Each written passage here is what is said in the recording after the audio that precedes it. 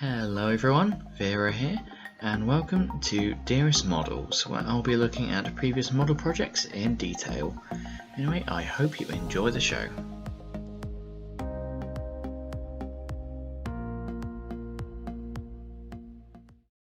Bertram was something I'd only decided on doing just this year, when Mountaineer Models started making 3D printed body shells of the early George Englands that would fit on the new Bachmann Engage Percy chassis. Luckily, I was able to find a Percy chassis fairly easily and had it sent over to Mr. George to have the wheels and cylinders painted black, purely because I don't actually trust myself to paint the wheels without messing up the contacts and things. When the body shell arrived, I fitted some Dundas kit wheels to the tender, unscrewed the base plate of the chassis and added the front coupling and the rear underframe and tender coupling, which is designed to just fit in where the rear coupling would be, so that just makes things a whole lot easier for you. Once this was done, I had to remove the screws for the circuit board and cut off the pillar support for it, slightly filing down the sides of the metal base to provide a snug fit for the body. The circuit board you can just comfortably fit into the side tank, so you don't have to worry about it. After that came the fitting of the brass handrails. On the actual page on Shapeways it does have instructions on the assembly, and that tells you which brass wire you need. Unfortunately I ordered far too much of it, but thankfully I shouldn't need to get any more for approximately the next 10 years. Unfortunately, the handrail knobs are not hollow all the way through and they require a bit of drill work, but if you're like me and you don't have a drill, then you can actually still fit the handrails just in separate sections. It's easy enough to do. The only really fiddly ones are the curved ones for the back of the cab. Next thing was the test run and a loaded test. I was a bit concerned given the lightness of the model, but on the flats it can manage a rake of 6 bug boxes, but not much more. Then came the painting. I started off by spraying the model grey using Halford's Polar Grey spray, and then I began painting the buffer beams, regulator, reverser and brake handle red. Then came the first coats of brown, followed by the smoke box, chimney and running board in black. 4 coats of brown later, and then the black edging came in for painting the tank tops and boiler and the cab interior. Then we come to the metallic gold. Now this I applied with a cocktail stick on the top of the chimney, dome, whistle and cab fittings. It's a bit odd, but it works for me. Once this was done, it was just a case of tidying up all round, again using Winsor & Newton acrylics and Humbrol metal gold. During the test fitting of the body, the paint on the cinders became scratched up a bit, so I just had to touch it up myself.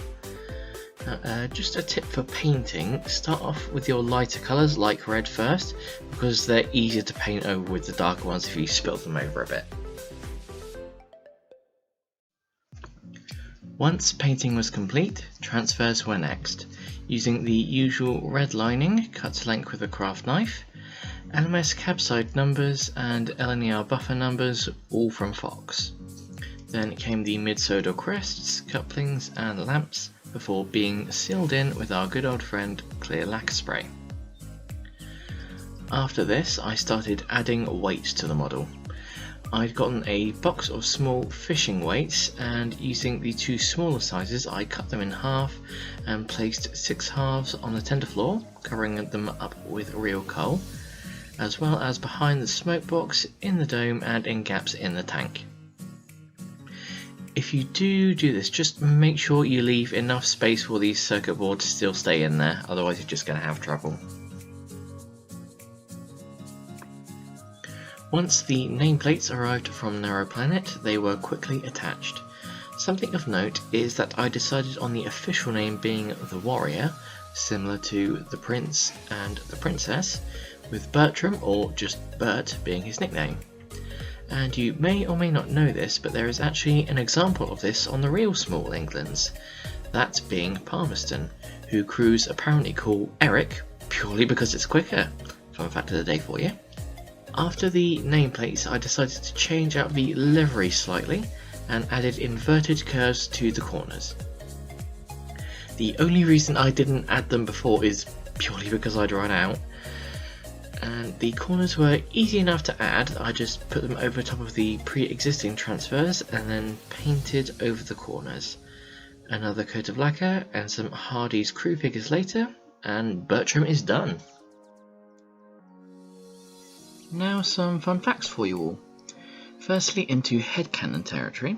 For my mid-Sodor, I have Bertram as the #1 of the original tramway company, and by the time of Duke's arrival he was practically worn out, so I just have him kept on as spares mainly for Duke.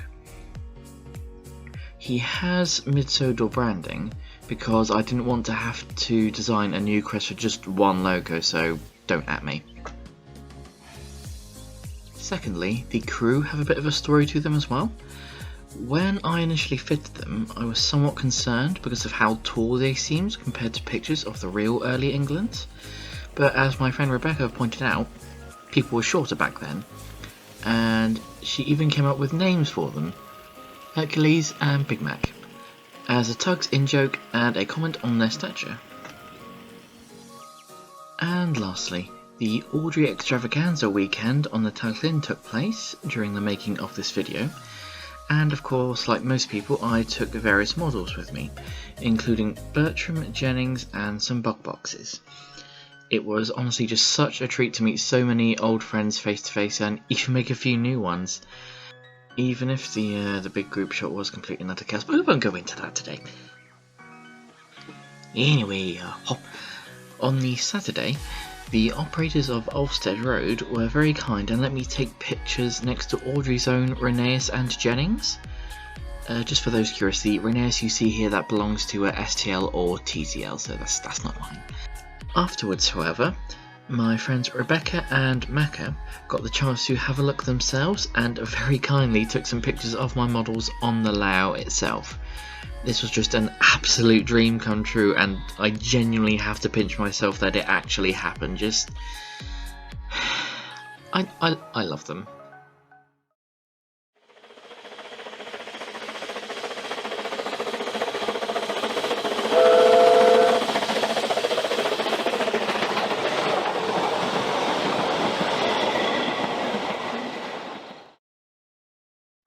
Well, that's about it for this video, guys. Thank you very much for giving it a watch, and if you want to, you can check out my Twitter. I'll put the link in the description below, and I'll see you next time.